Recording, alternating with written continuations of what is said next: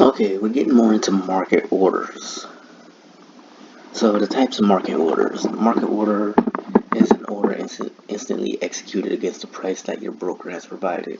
A market order is an order to buy or sell at the best available price. A pending order is an order to be executed at a later time at a price you specify. So you have options as far as the orders are concerned, as far as entering the market.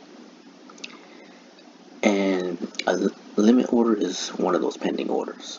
So the limit order is an order placed to either buy below the market or sell above the market at a certain price. So pretty much if I were to set like a limit order, I'm pretty much estimating that it's going to actually bounce off the level. So if I'm at a high point and I expect the market to actually drop first and go down, that's basically what I'm actually going to do. It has to go through it though. So, for example, say this is the bar right here. So the market's fluctuating, but I believe it's going to go down. So, doom, doom, it's activated and it's going up. So that's the buy limit, and then the opposite way would be the sell limit. This is a limit order to buy or sell once the market reaches its limit price. You place a buy limit order to buy at or below a specified price. You place a sell limit order to, well, you get the order. It bounces off the price and, yeah, activates once it's triggered and executed. A stop entry order. A stop order stops the order from executing until the price reaches the stop price. So another pending order. You would use a stop order when you want to buy only after that price rises to the stop price, or sell only after the price falls to the stop price. A stop entry order is an order placed to buy above the market or sell below the market at a certain price. You place a buy stop order to buy at the price above the market price, and it is triggered when the market price touches and goes through the buy stop price. You place a sell stop order to sell when a specified price is reached. So for example, say this is your line and you set a sell stop. Passes through, it's been activated as it starts passing through. So people tend to use those for like breakout patterns. So for example, say you saw like a descending triangle. So the triangle is going to be like slanted with a flat, and you believe it's going to go down. A lot of people, they would set like a sell stop. So as it pushes through, it activates. If you anticipated like going through the pattern activating just like that. And the same for like a buy. Say you had like a triangle pattern or a W pattern and you expected it to go up and you wanted to wait for the breakout. That's another way to actually utilize this. So you'll learn more about this as we go further into this. A stop loss order. In order to close out the market price once it reaches a specific price, which it represents a loss or a profit. A stop loss order is a type of order linked to a trade for the purpose of preventing additional loss if the price goes against you. If you are in a long position, it is a sell stop order. If you are in a short position, it is a buy stop order.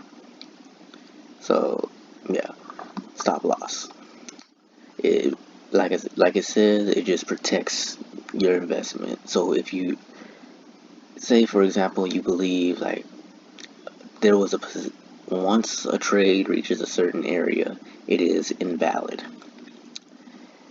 So, and then maybe you went to sleep, or you just got busy throughout the day. You just don't want to like baby the trade or whatever, or you thought the trade was set, but it somehow came back against you. It flipped because of some news event. The stop loss will actually protect your investment and keep you from losing any extra unnecessary capital beyond the point that you believe was invalid. Or you can use it to pretty much create a break-even point once price has broken through to a certain level, like in profit. Once it has reached a certain level in profit, yeah, just pull down or pull up your stop loss to the level that you entered and or a couple pips above, or you can trail it, like say pull it $5-10 depending on where you're at or how much you're trading it, what you're trying to protect anyways for the profit wise. You can just pull it up that way. So a trailing stop, a stop loss order which is always attached to an open position and which automatically moves once profit becomes equal or higher than the level you specify. A trailing stop is a type of stop loss order attached to the trade that moves as price fluctuates. Let's say you decided to short USD JPY at 90.80, which is a trailing stop of 20 pips. This means that originally your stop loss is at 9100. If the price goes down and hits 90.60, your trailing stop would have moved down to 90.80 or break even. Just remember though, that your stop loss will stay at this new price level. It will not widen if the market goes higher against you. Going back to the example with a trailing stop of 20 pips, if USD JPY hits 90.40, then your stop loss will move to 90.60 or lock in 20 pips in profit. Your trade will remain open as long as the price does not move against you by 20 pips. Once the market price hits your trailing stop price, a market order to close your position at the best available price will be sent and your position will be closed. Demo accounts. Remember, your demo accounts are free. You can open a totally free demo account with most brokers or with the brokers that are going to be listed on the site.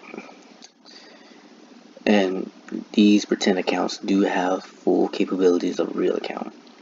The demo account allows you to learn about the mechanics of Forex trading and test your trading skills. These are the top results. And process with zero risk. You should demo trade until you develop a solid, profitable system before you even think about putting in real money on the line. So, like I said, do not put your money on the line until you develop a solid trading plan and you become consistent. Consistency is your goal with demo. Use it. This is your tool. Do not rush your process. I repeat, do not rush the process thinking you can actually master this in a week and start making money for whatever reason just because you played with your demo a little bit and thought you made money for a little bit. Practice, practice, practice. Take your time. Do not risk thousands just because you did it on demo. You got to ease into this stuff. But yeah, can you get rich by trading Forex? First, you got to understand the risk. Understand you can lose money just as fast as you can earn it, or maybe even faster sometimes, especially if your skill level is off and your risk, and especially if you're not utilizing risk management, especially if your skill is just not there yet. Forex or any kind of trading by far is not a get rich quick scheme. You got to understand that it's not a get rich quick scheme. You must focus on developing your knowledge and skill. That is your number one priority. It is possible to make a lot of money. It is possible to lose a lot of money. At the end of the day, your skill and strategy determines how much money you'll make.